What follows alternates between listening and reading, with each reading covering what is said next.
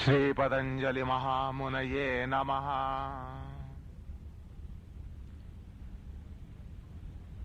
प्रतिपक्ष भावनेचा प्रकार, वितर्क बाधेचं प्रकरण हे आपण पाहिलं आणि उपसंहार प्रसंगी सांगितलं की साधकाला मार्गदर्शन, दिग्दर्शन हा त्यातला महत्वाचा भाग होताच, पण त्याचबरोबर एक गौण भाग सुद्धा होता. साधकाच्या दृष्टिकोनातून, संदर्भातून असा गौण भाग,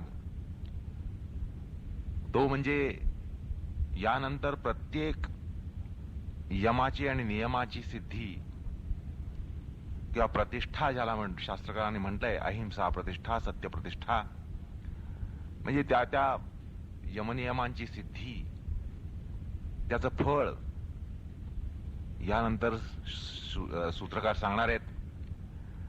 आणि त्यावेळेला आपण असं पाहिलं की ही प्रतिष्ठा ज्याला म्हणतात, अहिंसा प्रतिष्ठा, अहिंसा सिद्धी, ती कशी असते, काय असते, तर ज्या वेळेला कुठल्याही प्रकारची वितर्क बाधा अंतःकरणाच्या अंतस्थ कोशात सुद्धा नसते, त्याला अहिंसा प्रतिष्ठा म्हणतात, सत्य प्रतिष्ठा म्हणतात, अस्तेय प्रतिष्ठा म्हणतात. म्हणजे जे वितर्क आहेत त्यांची बाधा अंतःकरणाच्या अंतस्थ कोशामध्ये सुद्धा कुठल्याही प्रकारचं स्फुरण त्यांना मिळू नये, कुठल्याही प्रकारची अभिव्यक्ती त्यांना मिळू नये, सूक्ष्मातिसूक्ष्म अशी अभिव्यक्ती सुद्धा मिळू नये, हा जो प्रकार असतो त्याला सिद्धी असं म्हटलं जातं. आणि म्हणून ते एक दीर्घ प्रकरण त्या ठिकाणी सांगितलं गेलं की ज्याद्वारा आपल्याला अहिंसा सिद्धी म्हणजे कशी असेल, सत्यसिद्धी कशी असेल, अस्तेय सिद्धी कशी असेल, ब्रह्मचर्य, अपरिग्रह, शौच, संतोष, तपस्वाध्याय, ईश्वर प्रधान यांची सिद्धी कशी असेल, ह्याची एक संकल्पना मनाशी पक्की करता येईल. तर आता त्यामुळे त्या प्रकरणाला सुरुवात होते. सूत्रकार 35व्या सूत्रामध्ये म्हणतात, अहिंसा प्रतिष्ठायाम तत्सन्निधौ वैरत्यागः. योग्याला अहिंसेमध्ये प्रतिष्ठा येण्यानं, योगी अहिंसेमध्ये प्रतिष्ठित होण्यानं, योग्याला अहिंसेची सिद्धी होण्यानं त्याच्या सान्निध्यात येणाऱ्या परस्पर विद्रोही प्राण्यात सुद्धा वैरभाव संपतो, नसतो, त्याचा शेवट होतो. अशा योग्याच्या सान्निध्यामध्ये ज्यावेळेला परस्पर वैरभाव असलेले प्राणी येतात, कुत्रा मांजर, उंदीर मांजर, साप आणि मुंगूस, असे परस्पर वैरभाव असलेले जरी प्राणी त्याच्या सान्निध्यात आले तरी ते आपला वैरभाव सोडून देतात. अशा प्रकारची ही अहिंसा प्रतिष्ठा असते असं शास्त्रकार या ठिकाणी सांगतात. म्हणून ते म्हणतात, अहिंसा प्रतिष्ठायाम तत्सन्निधौ वैरत्यागः. अहिंसेची प्रतिष्ठा होण्यानं, अहिंसेमध्ये योगी प्रतिष्ठित होण्यानं त्याच्या सन्निधीमध्ये, त्याच्या सान्निध्यामध्ये वैरत्याग संभवतो. स्वाभाविक असलेला वैरत्याग सुद्धा संपुष्टात येतो. असं एक अहिंसा प्रतिष्ठा म्हणजे अहिंसा सिद्धी. याचा अर्थ अहिंसा व्रत पाळला असताना किंवा पाळताना जाती, देश, काल, समय यानं तो अनवच्छेदित असला पाहिजे. त्यामध्ये कुठल्याही प्रकारचा खंड हा येता कामा नये, अवच्छेदितपणा येता कामा नये, अनवच्छेदित असा तो व्रतपालनाचा प्रकार संभवला पाहिजे. आणि आपण पाहिलं की छेदित्व कशाने येतं, तर जाती, देश, काल, समय. असं एक अहिंसा प्रतिष्ठा म्हणजे अहिंसा सिद्धी. याचा अर्थ अहिंसा व्रत पाळला असताना किंवा पाळताना जाती, देश, काल, समय यानं तो अनवच्छेदित असला पाहिजे. त्यामध्ये कुठल्याही प्रकारचा खंड हा येता कामा नये, अवच्छेदितपणा येता कामा नये. अनवच्छेदित असा तो व्रतपालनाचा प्रकार संभवला पाहिजे. आणि आपण पाहिलं की हे अवच्छेदित्व कशाने येतं, तर जाती, देश, काल, समय या 4 कारणांनी व्रताला छेद येत असतो. तर तो येऊ न देणं आणि अर्थात त्यामुळे ते व्रत अनवच्छेदित राहणं, त्रिकालाबाधित राहणं, कुठल्याही परिस्थितीत, कुठल्याही काळी, कुठल्याही कारणानं त्यामध्ये तडजोड न होणं.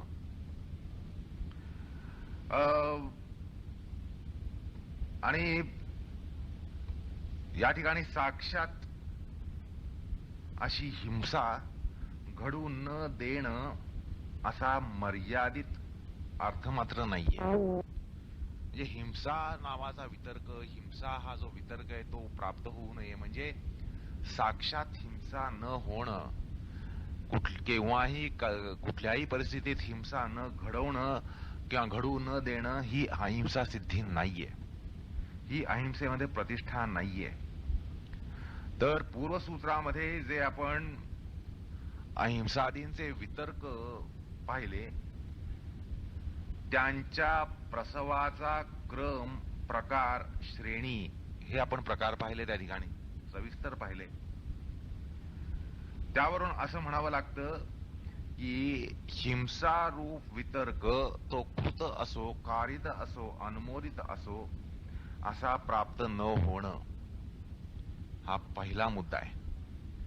दुसरा मुद्दा असा की हिंसारूप वितर्काला साकारत्व देणारे लोभ, क्रोध, मोह हे निःशक्त असणं, अनभिव्यक्त असणं.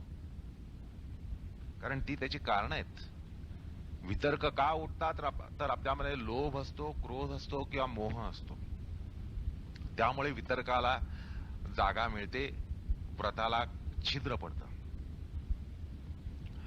तर लोभ, क्रोध, मोह हे निःशक्त असणं किंवा कार्यान्वित नसणं, कार्यक्षमता घालवून बसणं. मग तिसरा मुद्दा असा आहे की मृदू, मध्य, अधिमात्र अशा कोणत्याही प्रकारे किंबहुना मृदू अशा स्वरूपाचा सुद्धा अंतर्मानसीय वितर्क सुद्धा न येणं हीच अहिंसा प्रतिष्ठा होय. सर्वसामान्यपणे आपल्याला असं वाटतं अहिंसा सिद्धी म्हणजे काय, किंवा यांनी कधीही हिंसा केली नाही.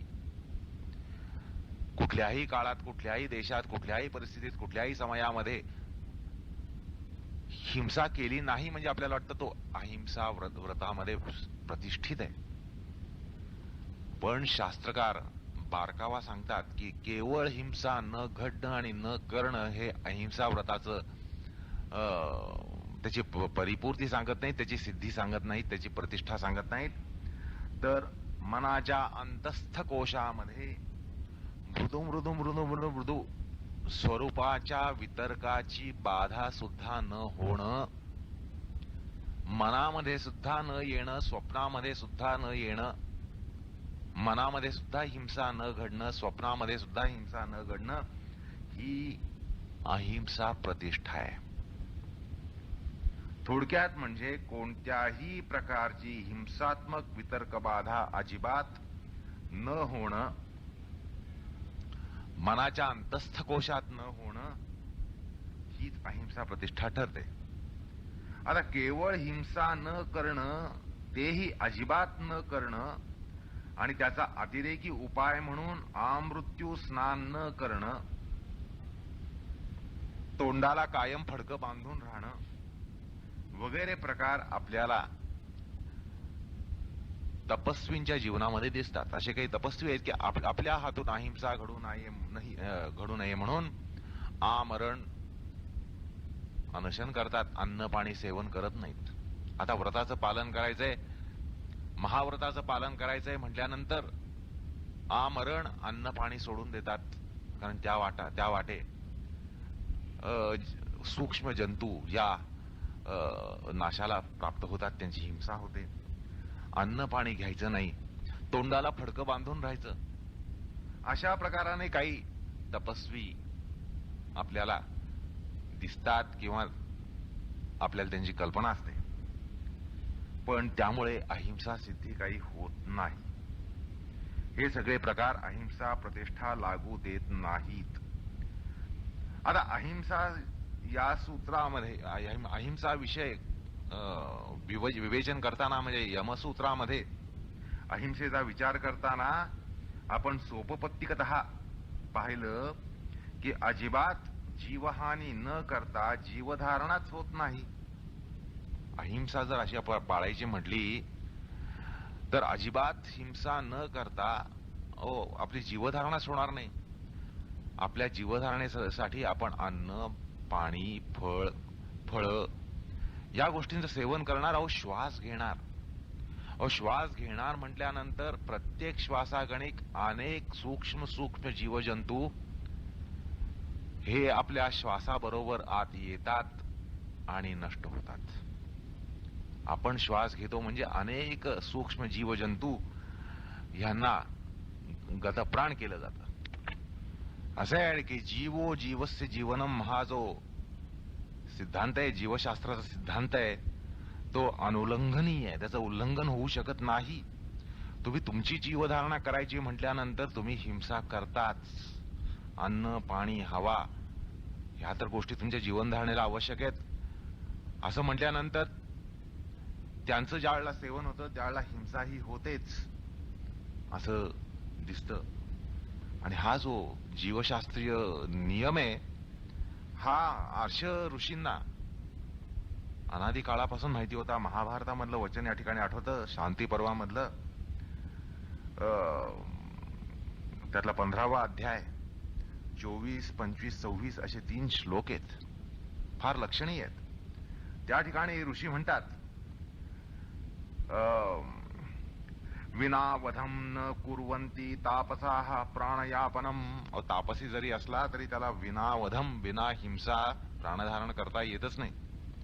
विनावधम न कुर्वन्ति तापसाः प्राणयापनम उदके बहवः प्राणः पृथिव्यां च फलेषु च न च कश्चिन्न तान्हन्ति किम अन्यत् प्राणयापनात् सूक्ष्मं योनिनि भूतानि तर्कगम्यानि कानिचित् यक्ष्मणो अपि निपातेन येषां स्यात् स्कंधपर्ययः.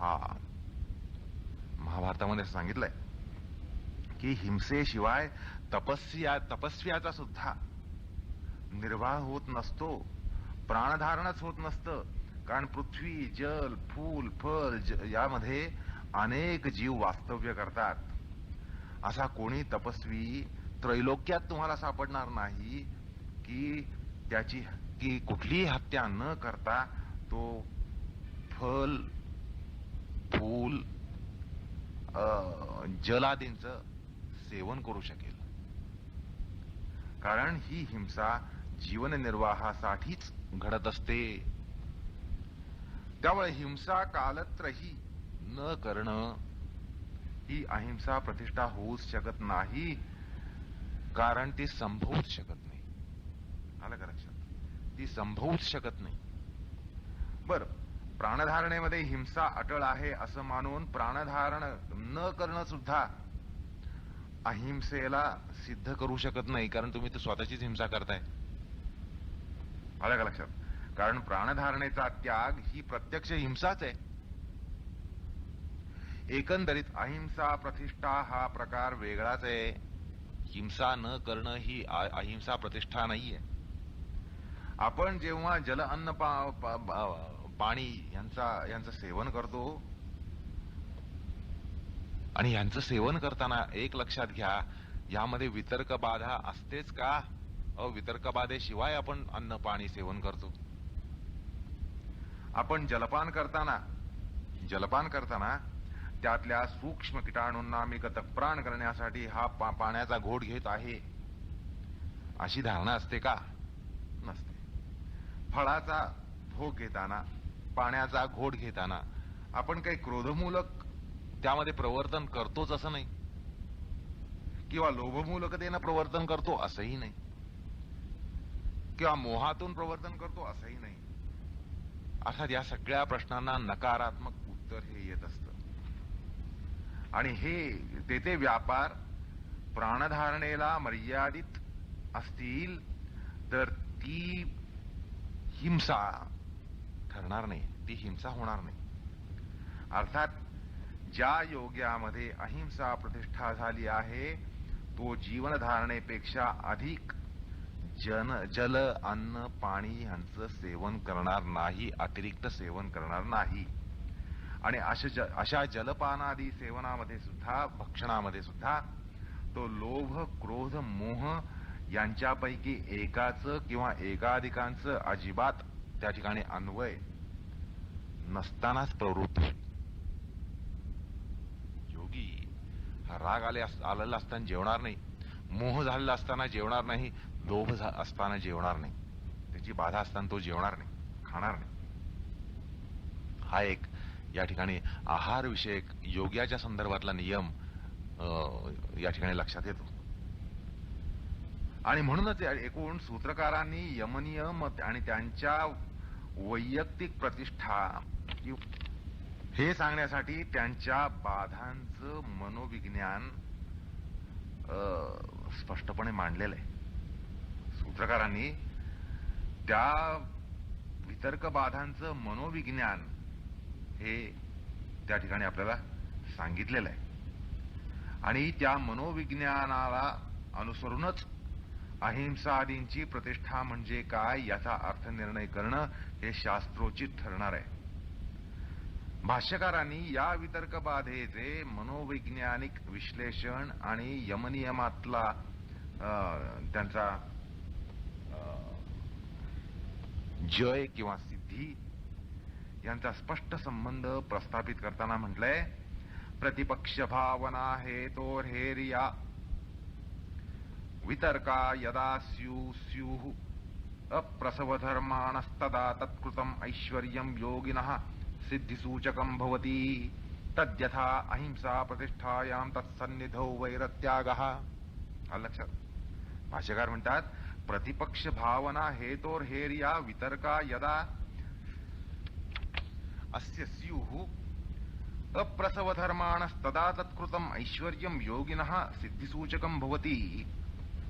जेव्हा ही वितर्क बाधा योग्याला उत्पन्न होत नाही, वितर्क बाधा उत्पन्न होत नाही, तेव्हा प्रतिपक्ष भावनेला हेतू असतात, तेव्हा त्याला तत्कृत ऐश्वर्य प्रकट होतं. जसं या सूत्रात सांगितल्याप्रमाणे अहिंसा प्रतिष्ठेनं योगाच्या सन्निधीमध्ये वैरत्याग संभवतो. म्हणजे हिंसा न करणं हे अहिंसा सिद्धीला योग्यता सिद्धी देत नाही, तर अहिंसेच्या वितर्काची बाधा न होणं हे त्या ऐश्वर्याला योग्यता सिद्धी देतं. किंबहुना अहिंसेच्या वितर्काची बाधाच न होणं हा अहिंसा जय आहे. अर्थात विश्वाच्या आध्यात्मिक संघटनेचं ज्ञान ते असल्याशिवाय अहिंसेचं आचरण होत नाही, होऊ शकत नाही. आणि ते ज्ञान असल्याशिवाय आपल्या तर्कबुद्धीला सुद्धा ते पटत नाही. अहिंसा प्रतिष्ठा होऊ शकते हे आपल्याला पटत नाही, याचं कारण आपल्याला विश्वाच्या आध्यात्मिक संघटनेचं ज्ञान नसतं. आणि ते जर असेल तर आपल्याला ते पटेल.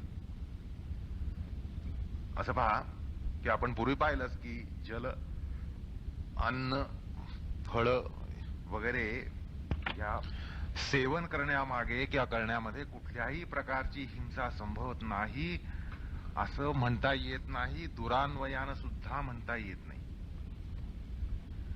येथे त्या ठिकाणी साक्षात हिंसा होते हो, आणि असा वैज्ञानिक पुरावा आहे. आणि म्हणूनच आ ब्रह्मस्तंभ पर्यंतची आध्यात्मिक धारणा समजल्याशिवाय अहिंसा सिद्धीच्या शक्यते विषयक शंकोपशंकांवर पडदा पडणार नाही. अध्यात्म धारणेबद्दल ज्ञान असल्याशिवाय आपल्या शंका थांबणार नाहीत. तत्पूर्वी सोप्या भाषेमध्ये किंवा गीतेच्या ओघवती भाषेमध्ये सांगायचं म्हणजे अशा सिद्धांमध्ये आत्मौपम्य बुद्धी हवी. केवळ हिंसा करणार नाही अशा अट्टहासाने आग्रहाने ते जमू शकत नाही असं आपण समजतो आता. कारण पाणी पिणं, अन्न खाणं, फळ खाणं, हवा घेणं, श्वास घेणं याच्यामध्ये हिंसा संभवतेच की. त्यामुळे अहिंसा सिद्धी हा वेगळाच प्रकार आहे आणि त्याला आध्यात्मिक धारणा ही आवश्यक आहे. आध्यात्मिक धारणेशिवाय अहिंसा सिद्धी होऊ शकतच नाही. मग आपल्याला हा अहिंसा सिद्धीचा जो गूढ प्रकार वाटतो ना तो आपण समजून घेण्याचा प्रयत्न करून घेऊया. मग त्यामुळे या ठिकाणी या संदर्भामध्ये असं सांगावंसं वाटतं की आध्यात्मिक संघटना जी आहे त्यानुसार किंवा त्यामुळे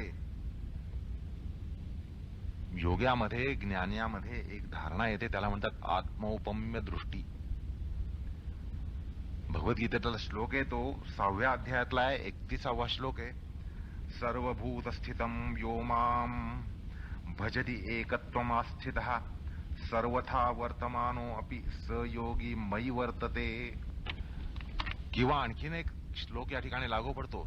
सर्वभूतस्थम आत्मानं सर्वभूतानि चात्मनि ईक्षते योगयुक्तात्मा सर्वत्र समदर्शिनः. हा समदर्शीपणा जो आहे तो अहिंसा व्रताला लागतो. अहिंसा सिद्धीसाठी ही समबुद्धी लागते. सर्वभूतस्थम आत्मानं सर्वभूतानि चात्मनि ईक्षते योगयुक्तात्मा सर्वत्र समदर्शिनः. सगळीकडे तो आत्माच बघतो, सगळ्यामध्ये तो आत्माच बघतो आणि म्हणून त्याला ती समत्व बुद्धी येते.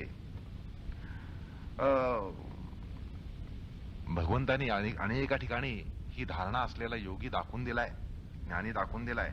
विद्या विनय संपन्ने ब्राह्मणे गविहस्तिनी शुनी चैव श्वपाके च पंडिता समदर्शिनः.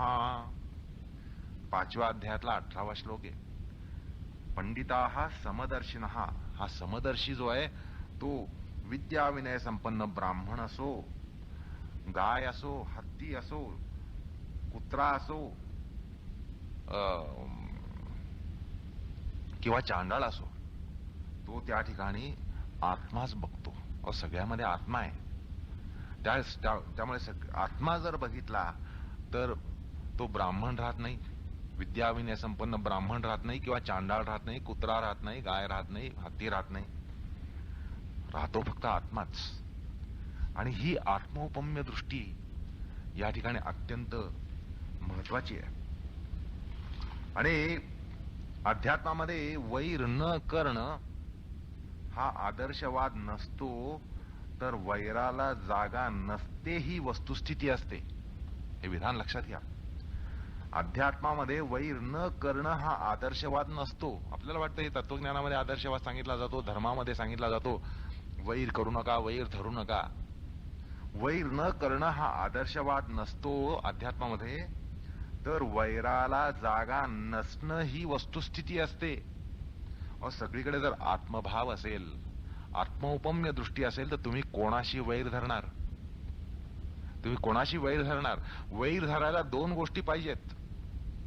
मी आणि तू किंवा मी आणि माझं, अशा 2 गोष्टी आल्याशिवाय वैरभाव संभवत नाही. आल्या का लक्षात? पाण्याला अग्नीशी वैर असतं, अग्नीला अग्नीशी वैर नसतं, पाण्याला पाण्याशी वैर नसतं. 2 गोष्टी आल्याशिवाय वैर होत नाही. आणि आत्मौपम्य दृष्टीमध्ये हा जो 2 वाद आहे, अनेक वाद आहे, तो संपतो. आलं का लक्षात? त्यामुळे तशी वस्तुस्थितीच नसते, वैर करण्यासारखी वस्तुस्थिती नसते. हे या ठिकाणी लक्षात घेतलं पाहिजे. असं बघा की कुत्रा मांजरांशी वैर करणं हे त्याच्या अधिष्ठात्या अंतर्यामीवर, परिणामतः आपल्या अधिष्ठात्या ईश्वरा भगवंतावर आणि पर्यायानं आपल्यावरच वैर करण्यासारखं आहे. लक्षात घ्या, आपण जर कुत्र्या मांजरावर वैर करायला लागलो तर त्याचा अर्थ असा होतो की त्याचा जो अंतर्यामी आहे, त्याचा जो नियामक आहे, त्याचं नियमन करणारा, की ज्यामुळे कुत्रा कुत्रा बनतो, मांजर मांजर बनतं, त्याच्यावरच आपण वैर धरतो. शेवटी कुत्रा कुत्रा का आहे, तर कुत्र्यामध्ये जो अंतर्यामी आहे त्या अंतर्यामीने नियमन केल्यामुळे कुत्रा कुत्रा आहे. अंतर्यामीच्या नियमनामुळे मांजर मांजर आहे. मग तुम्ही जर कुत्र्या मांजराशी जर वैर धराल तर तुम्ही त्या पर्यायानं अंतर्यामीशी वैर धरता. त्याचा अंतर्यामी जो भगवंत आहे, ईश्वर आहे, त्याच्याशी वैर धरता. आता त्याच्याशी जर वैर धरत असाल तर पुन्हा पर्यायानं तुम्ही स्वतःवरच वैर धरता, कारण तुम्ही सुद्धा आत्माच आहात. आलं का लक्षात? आता या पार्श्वभूमीवर लक्षात घ्या, रेड्याच्या पाठीवर ओढलेले चाबूक त्याचे वण ज्ञानेश्वरांच्या पाठीवर उठतात. हा चमत्कार नव्हता, हा चमत्कार नाहीये, हा वास्तविकतेचा आविष्कार आहे. लक्षात घ्या, ज्ञानेश्वरांच्या पाठीवर वण उठले, रेड्याच्या पाठीवर चाबूक हाणल्यावर, तर हा कुठल्याही प्रकारचा चमत्कार नव्हता, हा वास्तववाद आहे. वास्तववाद आहे. रेड्यामध्ये आत्मा त्याचा नियामक आहे, अंतर्यामी आहे. ज्ञानेश्वरांमध्ये तोच आत्मा अंतर्यामी नियामक होता. आलं का लक्षात? त्यामुळे तिथं मारलेले वण हे ज्ञानेश्वरांच्या पाठीवर उठले. पण या ठिकाणी सुद्धा एक हरीचा लाल म्हणतो की हे बघा, आता जर चाबकाचा व्रण मारल्यावर, चाबूक मारल्यावर त्याचा व्रण हा ज्ञानेश्वरांवर उठतो. लक्षात घ्या, चाबकाचा व्रण हा रेड्यावर मारल्यानंतर जर ज्ञानेश्वरांवर उठत असेल आणि तो ज्या न्यायानं उठतो, मग त्याच न्यायानं चाबूक मारणाऱ्यावर का नाही उठला? चाबूक मारणाऱ्यावर सुद्धा अंतर्यामी आत्मा तोच होता. मग तो जर व्रण ज्ञानेश्वरांवर उठला तर ज्याने मारला, चाबूक मारणारा जो होता, त्या मारणाऱ्यावर तो का नाही उठला? असं जर हरीचा लाल विचारेल तर उत्तर असं आहे, चाबकाचे व्रण हे प्राण्यांवर उठतात, दगडांवर नव्हे, पत्थरावर नव्हे. आलं का लक्षात? चाबकाचा व्रण हा प्राण्यावर उठणार, दगडावर कशाला उठेल? आणि त्याच कारण तशा वास्तविकतेचा आविष्कार तुम्हा आम्हा जिवंत मानवी पाषाणांवर होत नाही. हा आपला पण अनुभव आहे. आपण बैलांवर चाबूक मारतो पण आपल्यावर काही उठत नाही. ह्याचं कारण आपण पत्थर होत, आपण मानवी पत्थर होत. आता तुम्हा आम्हा मानवी पाषाणांवर जर हा वर्ण उठत नसेल तर वास्तविकतेचा आविष्कार न होण्यानं वास्तविकतेला नाकारणं हे निश्चित तर्कसंगत नाहीये, बुद्धिवादाला साजेसं नाहीये. आलं का लक्षात? वास्तविकतेचा आविष्कार होत नसेल तर वास्तविकता नाकारणं हे बुद्धिवादाची दिवाळखोरी काढण्यासारखं आहे. आलं का लक्षात? वास्तविकतेचा आविष्कार होत नाही म्हणून वास्तविकता नाकारणं हे वैज्ञानिक बुद्धीला सुद्धा साजेसं नाहीये, ते पटणार नाही. विज्ञानामध्ये अनेक गोष्टी अशा आपण लक्षात घेतो की आविष्कार नसतो पण वास्तविकता मात्र असते. वास्तविकतेचा आविष्कार नाही म्हणून आपण वास्तविकता नाकारत नसतो. हा विज्ञानवाद सुद्धा आहे. त्यामुळे या ठिकाणी असं उत्तर दिलं जातं की मारणाऱ्यावर वरण उठले नाहीत कारण तो पत्थर आहे, पत्थरावर त्याची, किंवा दुसरी गोष्ट म्हणजे वास्तविकतेचा आविष्कार होत नाही म्हणून वास्तविकता नाकारता येत नाही. अशा प्रकारे या ठिकाणी समाधान हे सांगता येतं. आता अशा अहिंसा सिद्धीमध्ये सुद्धा अन्न, जल, फळ, पानादी यांचं सेवन होतच असतं की, आणि त्यातले सूक्ष्म किटाणू जे आहेत ते गतप्राण होतातही, आणि ते गतप्राण होऊनही त्यांची हिंसा होत नाही. हे कसं? असा या ठिकाणी एक प्रश्न विचारता येतो. कारण हा जो योगी आहे, ज्ञानी आहे, अन्न पान सेवन करतो, श्वास घेतो, मग हे करत असताना त्या ठिकाणी प्रत्यक्ष हिंसा होत असतानाही तुम्ही त्याला हिंसा म्हणत नाही. हे कसं काय? तर तुम्हा आम्हांचं जे जल अन्नपान आहे आणि त्यांचं जे जल अन्नपान आहे त्यामध्ये जमीन आसमानाचा फरक आहे. योग्याचं अन्नपान सेवन आणि तुम्हा आम्हांचं अन्नपान सेवन ह्याच्यामध्ये जमीन आसमानाचा फरक आहे. त्याच्या प्रत्येक कृतीमध्ये इदम न मम ही वृत्ती असते. इदम न मम ही त्याची वृत्ती असते आणि त्यामुळे त्याचं अन्नपान जे आहे ते काय असतं तर ऐका, आध्यात्मिक धारणा अशी आहे की योग्याचं अन्नपान, ज्ञानाचं अन्नपान हे वैश्वानर अग्नीमध्ये आहुती असते. अर्थात त्याचं जे सेवन आहे ते सेवन यज्ञ ठरतं. यज्ञ ठरण्यानं यज्ञाचा भोगता तो अंतर्यामीच आहे. आलं का लक्षात? यज्ञाचा भोगता कोण आहे? अंतर्यामी आहे. भगवंताची स्पष्टोक्ती आहे गीतेमध्ये 9व्या अध्यायामध्ये 24व्या श्लोकामध्ये, अहम हि सर्व यज्ञानां भोक्ता, अहम हि सर्व यज्ञानां भोक्ता च प्रभुरेव च न तुमाम अभिजानंती तत्वेन अतच्चवंती ते. भगवंत म्हणतात की मीच या सगळ्या कुठल्याही यज्ञाचा भोक्ता मीच आहे, स्वामी मीच आहे. तसं असून सुद्धा जनसामान्य हे तत्वतः मला जाणत नाहीत आणि संसार चक्कीमध्ये फिरत राहतात. अर्थात अज्ञान चक्रामध्ये अविरत फिरत राहतात. अर्थात अग्नी जशी सर्व सृष्टी भौतिक पदार्थातील अशुद्धी नष्ट करतो, अग्नी हा सगळ्या भौतिक पदार्थातील अशुद्धीही नष्ट करत असतो आणि म्हणूनच त्याला पवित्र म्हटलं जातं. म्हणून अग्नीला वैदिकांनी पवित्र मानलेलं आहे, म्हटलेलं आहे. आलं का लक्षात? मग अग्नी पवित्र आहे तर हा पवित्राणाम पवित्रम यो मंगलानाम च मंगलम असा भगवंत जो आहे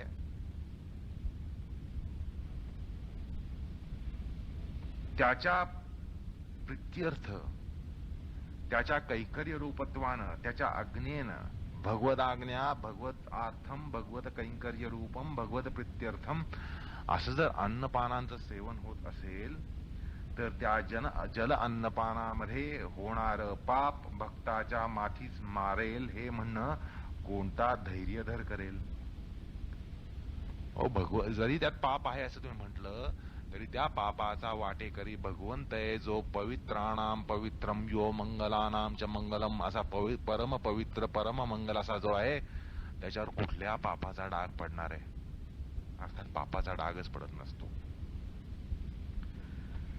असे महाभारतामध्ये मी परम आप्त परम ऋषी भगवान वेदव्यास यांच्या जीवनातला एक प्रसंग सांगतो आणि त्या प्रसंगावरनं तुम्हाला हा सगळा आध्यात्मिक धारणेवर केलेल्या अन्नभक्षणाचा, अन्न सेवनाचा प्रकार हा तुम्हाला लक्षात येईल. यमुनेच्या काठावर घडलेली गोष्ट आहे. एकदा संध्याकाळी जोरदार पाऊस पडत होता आणि यमुनेच्या काठावर गवळणी या अडकल्या होत्या. त्यांना दुसऱ्या तीरावर जायचं होतं पण पाऊस इतका जबरदस्त पडत होता की यमुना ही फुगलेली होती आणि त्याला पूर आलेला होता. त्यामुळे बिचाऱ्या अडकून पडल्या होत्या, वाट पाहत होत्या. त्या ठिकाणी काही वेळाने त्यांना एक तपस्वी आलेला दिसला, जटाजूट धारण केलेला, आणि तो तपस्वी त्या ठिकाणी येऊन बसला. या गवळणींनी आपली व्यथा त्या ठिकाणी त्याला व्यक्त केली की अंधार पडायच्या आत आम्हाला त्या तीरावर जायला पाहिजे आणि यमुना तर ओथंबून वाहत आहे. तर त्यावेळेला तो तपस्वी म्हणतो की या सद्य परिस्थितीमध्ये मी काहीही करू शकत नाही माझ्या पोटामध्ये वैश्वानर अग्नी भडकलेला आहे आणि तो शांत झाल्याशिवाय मला काहीही सुचणार नाही. गवळणी म्हणतात, तुझी समस्या काही बिकट नाही. आमच्याकडे आम्ही गवळणी आहोत. दुधाचे घटच्या घट आमच्याकडे आहेत. तुला हवे तेवढं दूध पी, तुझा वैश्वानर अग्नी शांत कर, पण आमची समस्या सोडव. तपस्वी घटाघटा दूध पितो आणि एक जोरदार ढेकर देतो आणि म्हणतो, सांग आता तुमची समस्या काय आहे. त्या म्हणतात, ही नदी पुराणी फुगलेली आहे आणि आम्हाला तर परतीरावर जायचंय आणि अंधार व्हायच्या आत आम्हाला परत गेलं पाहिजे. तपस्वी म्हणतो, ठीक आहे, हे जे दुग्धपान आता झालं ते जर मी केलं नसेल तर यमुना दुभंगेल आणि आपल्याला वाट करून देईल. त्या म्हणतात, ही धादांत खोट्या प्रतिज्ञेवर यमुना कशी दुभंगेल असं म्हणतात आणि तेवढ्यात यमुना दुभंगते आणि वाट केली जाते. त्या म्हणतात, हे कसं काय झालं. तो म्हणतो, ताबडतोब तुम्ही परतीरावर जा, मलाही जायचंय, नंतर सांगतो. आणि सगळे लगबगीनं नदी पार करून जातात. पार केल्यावर त्या म्हणतात, हे तपस्वी, तू खोट्या प्रतिज्ञेवर अशा प्रकारचा चमत्कार कसा काय केलास. तपस्वी म्हणतो, ते दुग्धपान मी खरोखरच केलं नाही. माझ्या उदरामध्ये जो वैश्वानराग्नी आहे तो वैश्वानराग्नी म्हणजे नारायण आहे. अहम वैश्वानरो भूत्वा प्राणिनाम देहमाश्रितः, इथला श्लोक आहे. मी वैश्वानर होऊन सगळ्या प्राण्यांच्या उदरामध्ये स्थित आहे. तर तपस्वी म्हणतो, ती जी आग भडकली होती ती वैश्वानराग्नी जी होती आणि त्याला आहुती म्हणून ते दूध माझ्याकडनं दिलं गेलं. मी त्याचा भोगता नाहीये. माझं दुग्धपान हा यज्ञ होता आणि या यज्ञाचा भोगता भगवान आहे. त्याला ही आहुती दिली गेली होती. मी दुग्धपान केलं नव्हतं. अर्थात या ठिकाणी तो तपस्वी दुसरा तिसरा कोणी नसून भगवान वेदव्यास होते. आणि या प्रसंगातून आपल्याला हा जो एकूण प्रकार आहे तो लक्षात येतो की भोजन आहार हा जो आहे तो वैश्वानराग्नीमध्ये दिलेली आहुती असते. अर्थात मुद्दा असा आहे की या यज्ञामध्ये दुग्धरूप जी आहुती दिली त्याच्याद्वारा जी काही जीवशास्त्राच्या दृष्टिकोनातून हिंसा झाली असेल ती हिंसा नाहीये. आपण हा मुद्दा या ठिकाणी बघत होतो की अन्नपानाचं सेवन जर आध्यात्मिक धारणेवर होत असेल तर त्या अन्नपानामध्ये जलपानामध्ये सुद्धा हिंसा ही नसते. असो, त्यामुळे बुद्धीच्या आणि वृत्तीच्या आध्यात्मिक धारणेमध्येच अहिंसेची प्रतिष्ठा होऊ शकते, अन्यथा नाही. आणि कोणताही दुराग्रह हट्ट त्या अहिंसेला सिद्ध करू शकणार नाही, अहिंसेची उभारणी करू शकणार नाही. केवळ दुराग्रहानं हट्टाग्रहानं तोंड बांधून राहणं, अन्नपानांचं सेवन सोडून देणं ह्यानी अहिंसा सिद्ध होत नाही. आणि पुन्हा अहिंसा प्रतिष्ठेनं म्हणजे अहिंसा प्रतिष्ठा काय हा भाग आपल्याला लक्षात आला ना. आता अहिंसा प्रतिष्ठेनं जर या योगाच्या सान्निध्यामध्ये सूत्रात काय सांगितलंय, वैरत्याग म्हणजे अगदी नाग आणि मुंगूस, उंदीर आणि मांजर, घोडा आणि म्हैस असे स्वाभाविक शत्रुत्व असलेले जरी प्राणी समोर आले तरी ते आपलं वैर विसरून जातात. हा चमत्कार नाहीये, हे वास्तववादाचं अभिव्यंजन आहे. अंतर्यामी परायण योग्याच्या योगावस्थेमध्ये त्याच्या समाधीमध्ये कोणताही अडथळा न यावा आणि आल्यास आपण निमित्त न व्हावं म्हणून ते वैरभाव सोडतात. असे की योग्यावर जर त्या ठिकाणी काही त्याची समाधी भंग झाली म्हणा, योग्याचा जर अपराध घडला तर तो त्याच्या अंतर्यामीवर अपराध घडणार आणि आपल्या अंतर्यामीवर अपराध घडणार आहे. हा मुद्दा लक्षात आला का? ही जी आध्यात्मिक धारणा आहे ना, त्या आध्यात्मिक धारणेमधून हा प्रकार घडतो, वैरत्याग करण्याचा प्रकार घडतो. असं आहे, कारण लक्षात आलं का योगी समाधीत आहे, त्याचा जर आपल्या भांडणातून तंट्यातून त्याच्या समाधीचा भंग झाला तर त्याच्या अंतर्यामीचा अपराध होईल, अंतर्यामीवर आपला अपराध होईल आणि स्वतःच्याच अंतर्यामीवरचा अपराध होणार आहे. म्हणून ते त्या ठिकाणी वैरत्यागाचा प्रकार हा घडत असतो. ह्याचा अर्थ असं नाही की मुंगूस आपल्या गळ्यामध्ये नाग घेऊन फिरेल किंवा घोडा आणि म्हैस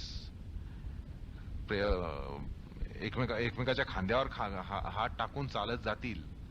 हा वैरत्यागाचा प्रकार असा नाहीये, हे म्हटलेलं नाहीये त्या ठिकाणी. आलं का लक्षात? म्हणजे नाग आणि मुंगूस, उंदीर आणि मांजर, घोडा आणि म्हैस हे आपलं स्वाभाविक केवळ वैर सोडून आपल्या एकमेकाच्या खांद्यावर हात टाकून ते बागडणार नाहीयेत. तर वैरत्यागाचा प्रकार हा अशा प्रकारे संभवणार आहे किंवा संभवत असतो.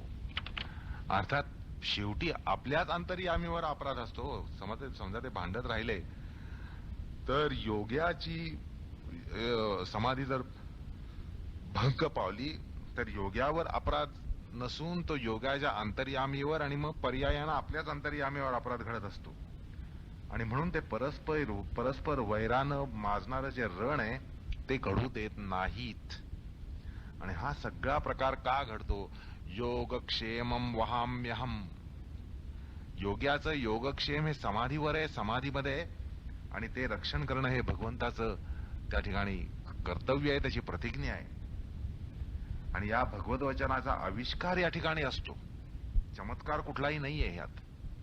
हा चमत्कार नाहीये. चंदनाच्या वनामध्ये एरंडाला सुद्धा चंदनाचा सुवास सुटतो. आलं का लक्षात? चंदनाच्या वनामध्ये एरंडाला सुद्धा चंदनाचा सुवास सुटतो. तसाच हा वैरत्यागाचा प्रकार आहे. योग्याच्या सान्निध्यामध्ये हे वैरत्यागाचा प्रकार संभवतो. आणि हे जे घडतं ते सिद्ध योग्याला निरवंचपणे योगावस्थ राहण्यासाठी होत असतं. योग्याने निरवंचपणे राहावं म्हणून हा प्रकार घडत असतो. अन्यथा योगी आणि सर्कशीतला रिंग मास्टर यात फरक काय राहिलो? तुम्ही असंही म्हणाल रिंग मास्टर सुद्धा असंच करतो. तो एकाच स्टुलावर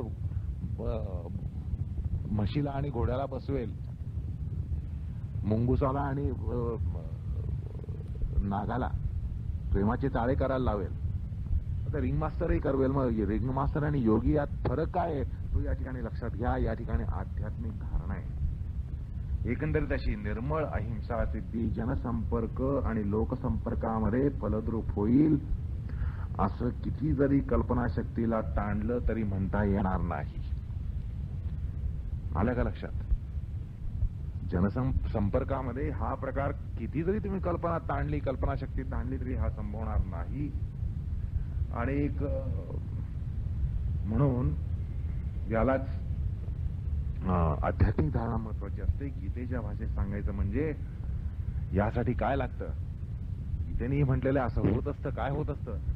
अरती जनसंसदी 13व्या अध्यायामध्ये म्हणते अरती जनसंसदी.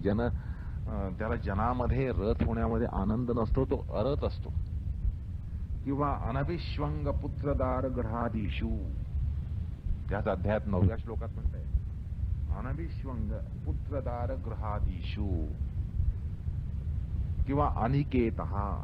आणि या मनोभूमीमध्ये हा प्रकार संभवत असतो. अशा प्रकारे हा वैरत्यागाचा प्रकार, त्यामागची आध्यात्मिक धारणा ही लक्षात घेतली पाहिजे. अर्थात अहिंसा सिद्धी ही आध्यात्मिक धारणेत होत असते, कुठल्याही निग्रहाने होत नसते. हा प्रकार लक्षात घ्या. केवळ अहिंसा पाळणार, हिंसा करणार नाही अशा निग्रहानं अहिंसा सिद्धी कदापिही होत नसते. ती केवळ जीवनामध्ये आध्यात्मिक धारणा रुजू होण्यानं, जीवन आध्यात्मिक धारणेवर उभं राहण्यानंच ही होत असते. हा एक अध्यात्माचा किंवा अध्यात्माचा सिद्धीशी जो संबंध आहे तो लक्षात घ्या. अशा प्रकारे अहिंसा सिद्धी ही होत असते किंवा अहिंसा प्रतिष्ठा ही होत असते. योगाच्या संदर्भ सन्निधीमध्ये स्वाभाविक शत्रुत्व असलेले किंवा दोन शत्रू हे मित्र होतात. आणि याला आपल्याला वाटतं की हा योगाचा महिमा आहे, योगाच्या अंतःकरणाचा महिमा आहे. योगी शत्रूंना हातात हात मिळवायला लावतो, हा त्याचा महिमा आहे असं वाटतं. तर हा प्रकार तशा धारणेवर होत नसतो किंवा तशा प्रकारे तो होत नसतो. आध्यात्मिक धारणेवरच अहिंसा सिद्धी होत असते, अन्यथा नाही. आणि आध्यात्मिक धारणा आली म्हणजे म्हटल्यानंतर या विश्वामधल्या सगळ्या घटकांमध्ये एक प्रकारे त्यांची वेव्हलेंग्थ जी म्हणतात ती जोडली जाते, एक होते. आणि ही वैश्विकावस्था असते. आणि या वैश्विकावस्थेमधून हा वैरत्यागाचा प्रकार संभवत असतो. तर अहिंसा सिद्धीच्या संदर्भातून आपण एका महत्वाच्या आध्यात्मिक धारणेचा या ठिकाणी विचार केला. अर्थात सूत्रकारांना तोच या ठिकाणी अपेक्षित होता आणि अभिमत होता. त्याच दृष्टिकोनातून त्यांनी हे सूत्र दिलंय.